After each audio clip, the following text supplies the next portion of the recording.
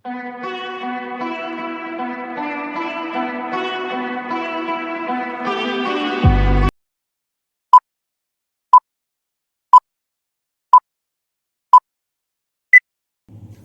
guys, kita berjumpa lagi dalam channel WS Diecast. Okey, kali ni saya nak buat unboxing untuk Huawei Siri Automotive set.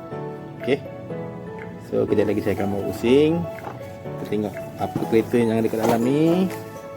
Okey, so macam biasa, jangan lupa like, jangan lupa subscribe dan jangan lupa komen di bawah video ini.